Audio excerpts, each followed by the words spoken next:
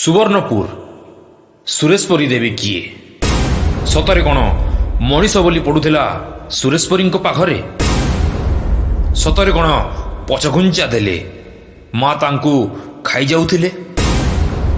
ସତରେ କ'ଣ ମା ମଣିଷ ରକ୍ତ ଖାଉଥିଲେ?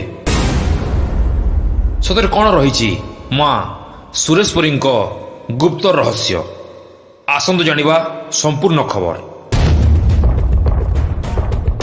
ଓଡ଼ିଶାର ପଶ୍ଚିମ ଭାଗରେ ଅଛି ସୁବର୍ଣ୍ଣପୁର ଜିଲ୍ଲା। ସେହି ସୁବର୍ଣ୍ଣପୁର ଜିଲ୍ଲାରେ ଅବସ୍ଥିତ ମା ସୁରେଶ ପରୀଙ୍କ ଭବ୍ୟ ମନ୍ଦିର। ମା ପାର୍ବତୀଙ୍କ 7ଟି ରୂପ ମଧ୍ୟରୁ ସୁରେଶ ପରୀ ମଧ୍ୟ ଏକ ଉଗ୍ର ରୂପ। ମା ସୁରେଶ ପରୀଙ୍କ ବଳି ପ୍ରଥାକୁ ନେଇ ରହିଛି ଅନେକ ରହସ୍ୟ। କିମ୍ବଦନ୍ତୀ କହେ ସେତେବେଳେ ସୋନପୁରର ରାଜା ନରବଳି ଦେବା ସାରା ଅଞ୍ଚଳରେ ଚହଳ ତଥା ଆତଙ୍କର ବିଷୟ ପାଲଟି ଯାଇଥିଲା। କାରଣ ରାଜାମାନେ ନରବଳି ଦେଇ ଭାବୁଥିଲେ ସେମାନେ ଅତି ଶୀଘ୍ର ମାଙ୍କୁ ବଶୀଭୂତ କରିଦେଇ ପାରନ୍ତି। ଏହିପରି ଅନ୍ଧବିଶ୍ୱାସକୁ ଆଶ୍ରୟ ଦେଉଥିଲେ ସେତେବେଳେ ରାଜାମାନେ। କେବଳ ସୋନପୁରରେ ନୁହେଁ, ଓଡ଼ିଶାର ପାଖାପାଖି ସବୁ ଜିଲ୍ଲାରେ ନରବଳି ପଡ଼ୁଥିଲା। ଭଟ୍ଟାରିକା, ତାରାତାରିଣୀ ଏମିତି ଅନେକ ସ୍ଥାନରେ ବଳି ପ୍ରଥା ଚାଲୁଥିଲା। ଏହାର ଅଧିକ ପ୍ରଭାବ ଥିଲା ସୋନପୁର ଜିଲ୍ଲାରେ। ସେତେବେଳେ ସୋନପୁରର ରାଜା ବର୍ଷକର ଦଶହରା ମାସ ତଥା ଚୈତ୍ର ମାସରେ ବଳିଦାନ ଦେଉଥିଲେ। ମୁଖ୍ୟତଃ ଦଶହରା ମାସରେ ବଳିର ପ୍ରାଧାନ୍ୟ ଟିକେ ଅଧିକ ଥିଲା। ବଳି ଦେବା ପୂର୍ବରୁ ରାଜା ଚାରି ଦିଗକୁ ବିଭିନ୍ନ ପ୍ରକାର ଲୋକମାନଙ୍କୁ ନିଯୁକ୍ତି କରି ସେମାନଙ୍କୁ ଚାରି ଦିଗକୁ ମଣିଷ ତଥା ବଳି ପାଇଁ ସନ୍ଧାନ ସକାଶେ ପଠାଉଥିଲେ। ଯେଉଁ ଲୋକମାନଙ୍କୁ ସେ ନିଯୁକ୍ତି ଦେଉଥିଲେ ସେମାନେ ଦେଖିବାକୁ ଗୋଟିଏ ଗୋଟିଏ ପହିଲମାନ ଭଳିଆ। ସେମାନଙ୍କ କାମ ଥିଲା ଦୂର ଦୂରାନ୍ତରୁ ମଣିଷମାନଙ୍କୁ ଖୋଜି ଆଣିବେ ଏବଂ ରାଜାଙ୍କ ପାଖରେ ଅର୍ପଣ କରିବେ। ଯଦି ସେହି ବ୍ୟକ୍ତି ନ ଆସେ ତାହେଲେ ତାକୁ ସେଠାରେ ବଳି ଦେଇ ତା ରକ୍ତକୁ ଆଣି ରାଜାଙ୍କ ପାଖରେ ଅର୍ପଣ କରୁଥିଲେ। ପରେ ସେହି ରକ୍ତକୁ ରାଜା ମାଙ୍କ ପାଖରେ ପୂଜା ଦେଇ ମାଙ୍କୁ ବଶୀଭୂତ କରୁଥିଲେ। ଚତୁର ହୋଇ ରାଜା କେବେ ହେଲେ ନିଜ ରାଜ୍ୟର କିମ୍ବା ନିଜ ଅଞ୍ଚଳର ଲୋକମାନଙ୍କୁ ବଳି ଦେଉନଥିଲେ। ସେ ସଦାସର୍ବଦା ଅନ୍ୟ ସ୍ଥାନରୁ ଲୋକମାନଙ୍କୁ ଆଣି ବଳି ଦେଉଥିଲେ। କାରଣ ହେଲା, ଯଦି ସେ ନିଜ ରାଜ୍ୟର ଲୋକମାନଙ୍କୁ ଆଣି ବଳି ଦେବେ ତାହେଲେ ରାଜାଙ୍କ କୁନାମ ପ୍ରଚାର ହୋଇଯିବ। ଏମିତି ଥରେ ଦଶହରା ମାସ ଆସିଲା। ରାଜା ଯେଉଁ ଯେଉଁ ବ୍ୟକ୍ତିମାନଙ୍କୁ ନିଯୁକ୍ତି ଦେଇଥିଲେ ସେମାନେ ନିଜ ନିଜ କାମରେ ଲାଗି ପଡ଼ିଲେ। ଚାରି ଦିଗକୁ ଚାରି ପ୍ରକାର ପହିଲମାନ ମାନଙ୍କୁ ପଠାଇଦେଲେ।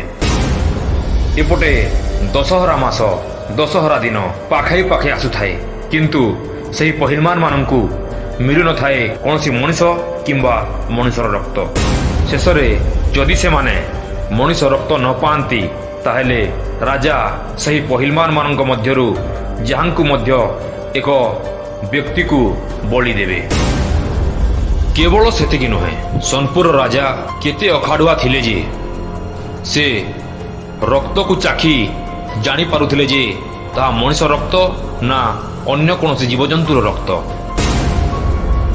ଶେଷରେ ସେମାନେ କ'ଣ କରିବେ ଭାଲି ହୋଇ ଗୋଟିଏ ଛେଳିକୁ କାଟି ତା ରକ୍ତରେ ଲୁଣ ମିଶାଇ ରାଜାଙ୍କ ପାଖରେ ଅର୍ପଣ କଲେ।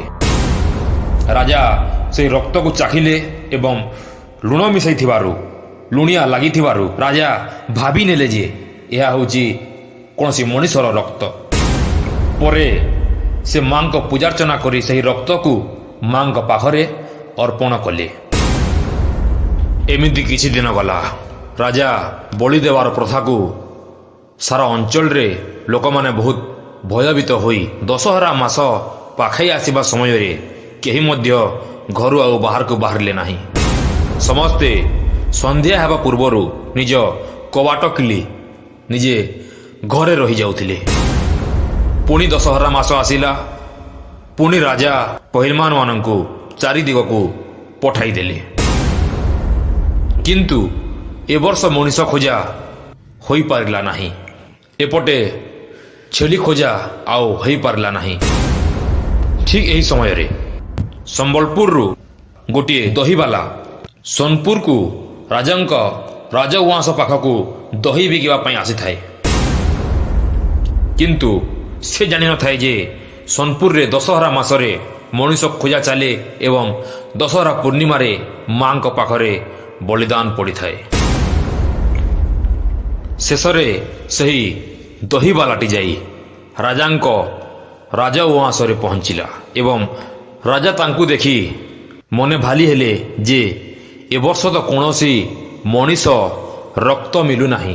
ଏହି ବୁଢ଼ାଟିକୁ ଯଦି ଆମ୍ଭେ କୌଣସି ପ୍ରକାରେ ପ୍ରବର୍ତ୍ତାଇ ମାଙ୍କ ପାଖକୁ ନେଇ ଯଦି ଏହାର ରକ୍ତ ଦେଇପାରନ୍ତେ ତାହେଲେ ମୁଁ ମାଙ୍କୁ ଏହି ବର୍ଷ ମଧ୍ୟ ବଶୀଭୂତ କରିପାରିବି।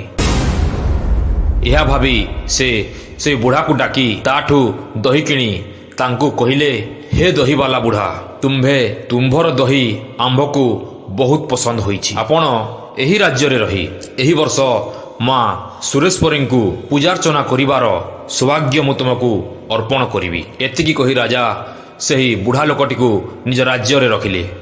ବୁଢ଼ା ଏସବୁ କଥା ଶୁଣି ଖୁସି ହୋଇ ରାଜାଙ୍କ ରାଜଉଆସରେ ଜାଗା ପାଇ ଦିନ କାଟୁଥାଏ। ଏମିତିରେ ଦଶହରା ପୂର୍ଣ୍ଣିମା ଆସିଲା। ରାଜା ସଜାଗ ହୋଇଗଲେ।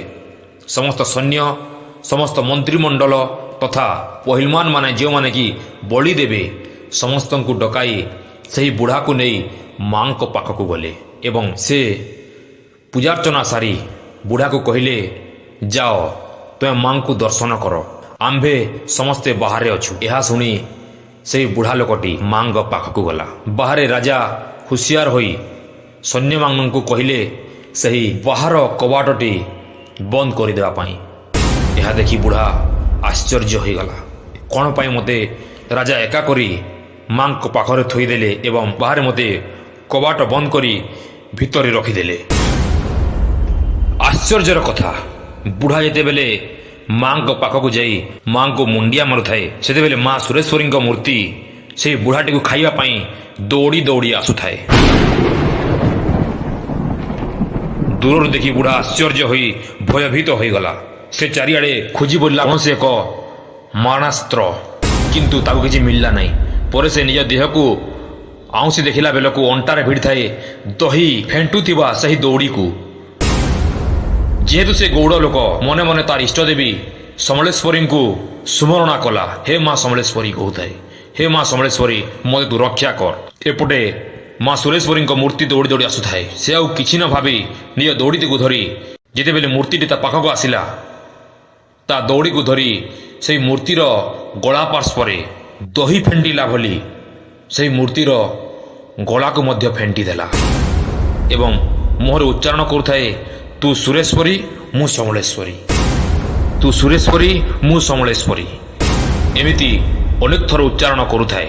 ଏପଟେ ମୂର୍ତ୍ତିଟି ଚିତ୍କାର କରୁଥାଏ ଏବଂ ବାହାର ପଟେ ରାଜା ଭାବୁଥାନ୍ତି ଯେ ଭିତରରୁ ଯେଉଁ ଶବ୍ଦ ଆସୁଛି ବୋଧେ ମା ରାଜା ଦେଇଥିବା ମଣିଷ ବଳିକୁ ଆରାମରେ ଉପଭୋଗ କରୁଛନ୍ତି। ଏହା ଭାବି ରାଜା ମନରେ ଉତ୍ସାହ ଖେଳିଗଲା। ଏମିତି କିଛି ସମୟ ପରେ ଯେତେବେଳେ ସେହି ବୁଢ଼ାଟି ମାଙ୍କ ବେକରେ ଅର୍ଥାତ୍ ଗଳାରେ ସେହି ଦହି ଫେଣ୍ଟିଲା ଭଳି ଫେଣ୍ଟୁ ଫେଣ୍ଟୁ ଆଙ୍ଗୁଳାଏ ବେକର ହାଡ଼ ବଞ୍ଚିଥାଏ। ଶେଷରେ ପୂଜକମାନେ କହିଲେ, ବୋଧେ ମା ସେହି ବୁଢ଼ାଟିକୁ ଅର୍ଥାତ୍ ଗୌର ବୁଢ଼ାଟିକୁ ପାଇସାରିବେଣି। ଆସ ସମସ୍ତେ ଆମ୍ଭେ ସେହି ବୁଢ଼ାର ମୁଣ୍ଡ ଏବଂ ଗଣ୍ଡିଟିକୁ ବାହାରେ ପୋତିଦେବା। ଏହା ଭାବି ସମସ୍ତେ ପ୍ରବେଶ କଲେ। ସମସ୍ତଙ୍କ ଆଗରେ ସର୍ବାଗ୍ରେ ରାଜା ନିଜେ ପ୍ରବେଶ କଲେ। ବୁଢ଼ା ଦେଖି ରାଜାଙ୍କୁ ଏକ ଥାପୁଡ଼ାଇ ମାରିଲା। ରାଜା ଏହିସବୁ ଦେଖି ମନେ ଭାବିଲେ ଯେ ମୁଁ ଯେଉଁ କୁସଂସ୍କାର ମଣିଷ ବଳି ପ୍ରଥାକୁ ଆଣି ମାଙ୍କ ପାଖରୁ ଅର୍ପଣ କରୁଥିଲି, ବୋଧେ ତାର ପୁରସ୍କାର ମୁଁ ଆଜି ପାଇଛି, ତାର ଦଣ୍ଡ ମୁଁ ଆଜି ପାଇଛି। ମା ସମଲେଶ୍ୱରୀ ଆଜି ମୋ ଆଖି ଖୋଲିଦେଲେ। ଏହା ଭାବି ରାଜା ବୁଢ଼ାକୁ କ୍ଷମା ପ୍ରାର୍ଥନା କଲେ ଏବଂ ମାଙ୍କୁ କ୍ଷମା ଭିକ୍ଷା କଲେ। ହେ ମା, ମୋର ଭୁଲ ମୁଁ ବୁଝିପାରିଛି। ଆଜିଠାରୁ କେବେ ହେଲେ ମଧ୍ୟ ଏହି ସ୍ଥାନରେ ଆଉ ମଣିଷ ବଳିଦାନ ପଡ଼ିବ ନାହିଁ। ମୋତେ ତୁ କ୍ଷମା କରିଦେ। ଏହା ଥିଲା ମା ସୁରେଶ୍ୱରୀଙ୍କ ବଳିଦାନ ପ୍ରଥାର ଗାଥା। ଆଜିର ଭିଡ଼ିଓଟି କେମିତି ଲାଗିଲା କମେଣ୍ଟ କରିବେ। ଏମିତି ଅନ୍ୟ କୌଣସି ମନ୍ଦିରର ରହସ୍ୟମୟ କଥା ଜାଣିବା ପାଇଁ ଆମ ଚ୍ୟାନେଲ ଦିବ୍ୟ ବ୍ରହ୍ମ ପ୍ରଡକ୍ସନକୁ ଏବେ ହିଁ ସବସ୍କ୍ରାଇବ୍ କରନ୍ତୁ। ନମସ୍କାର।